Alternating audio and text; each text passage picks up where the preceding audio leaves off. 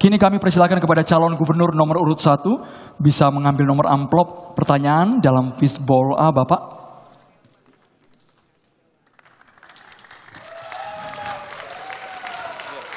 Sambil diberikan ke kamera dan juga moderator 4A. Posisi amplop masih tersegel hadirin dan juga pemirsa. Ini ditujukan untuk calon gubernur nomor urut 1. Saya hanya akan membacakan satu kali, Bapak. Mohon disimak.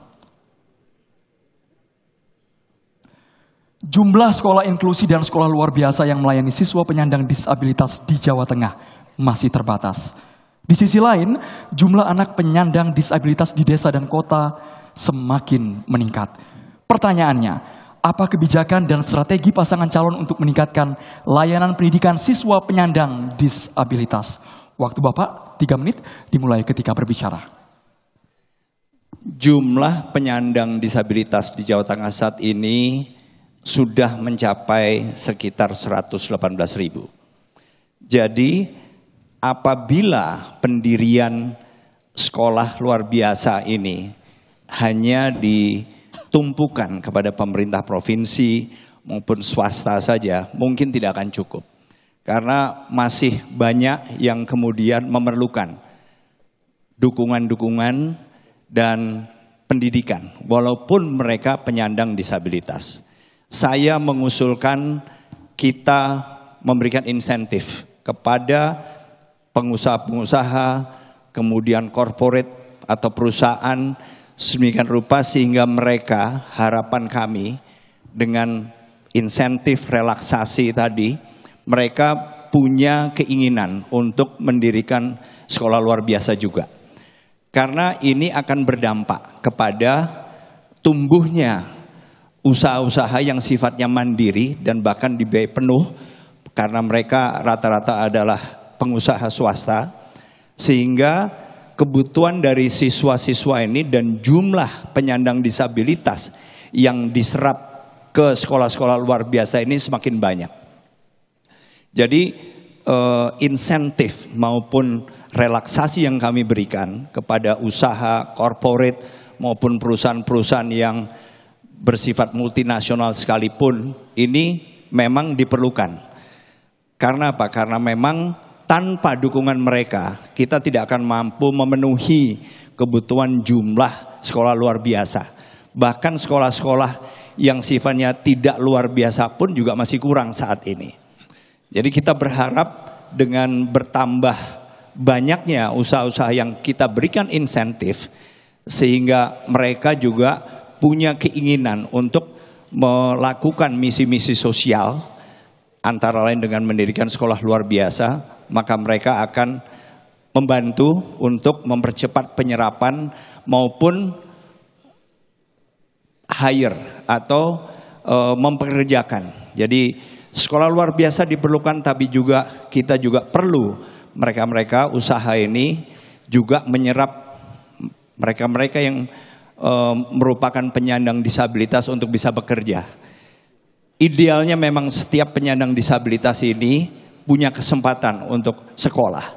Tapi kalaupun tidak, paling tidak mereka juga harus didorong agar lebih produktif dalam hidupnya dan tidak serta-merta bergantung kepada apakah orang tua atau saudara-saudaranya yang selama ini mungkin jadi tumpuan harapan mereka. Terima kasih. Baik, selanjutnya calon gubernur nomor urut 2 menanggapi jawaban calon gubernur nomor urut 1. Waktunya 2 menit dimulai sejak Anda berbicara. Sabar.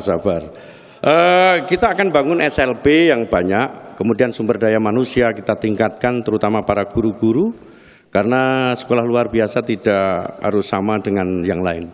Prinsip disabilitas dengan kita yang adalah sama, dia dilahirkan. Kemudian saya jamin apabila saya dengan Gus Rajin terpilih, tidak ada lagi kekerasan, diskriminasi, apalagi eksploitasi terhadap kelompok disabilitas.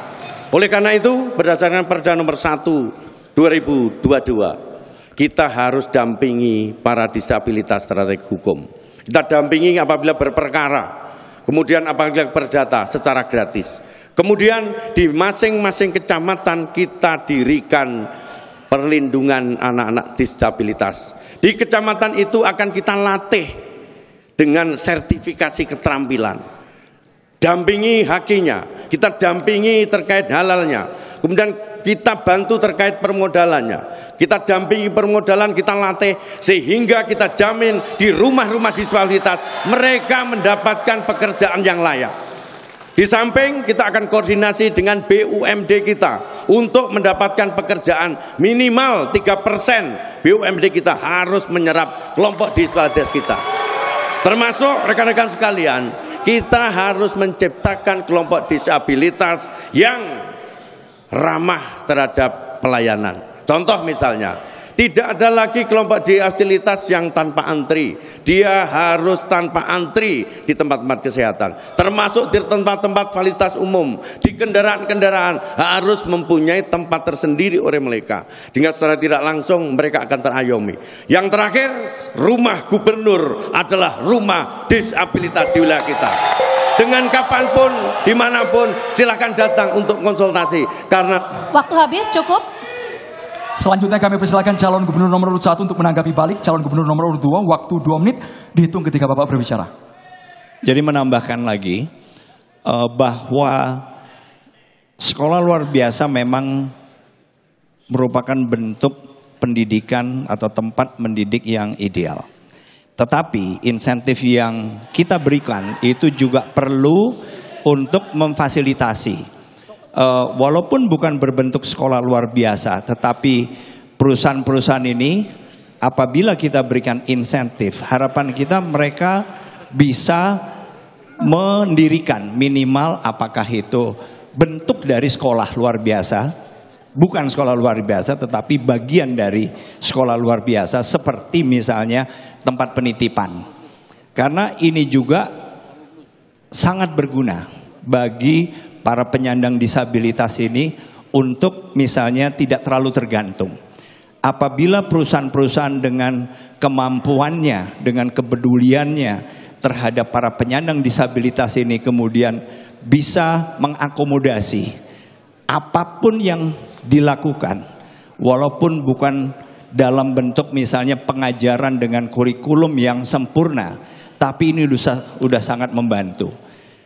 Begitu juga keluarga-keluarga yang memiliki anggota keluarga yang jadi penyandang disabilitas ini, mereka juga akan paling tidak lebih ringan bebannya. Karena dalam skala tertentu mereka bisa menitipkan, dan dengan menitipkan berarti para penyandang disabilitas ini bisa juga bersosialisasi dengan teman-temannya, dengan lingkungannya, sehingga mereka ya tidak sempurna tetapi lebih bisa berinteraksi dan merasakan sendiri bagaimana menjadi bagian dari masyarakat seperti halnya mereka-mereka yang normal. Hadirin dan juga pemirsa, di segmen berikutnya masih menjawab pertanyaan dari panelis. Tetaplah bersama kami di debat publik ketiga pasangan calon gubernur dan wakil gubernur Jawa Tengah tahun 2024.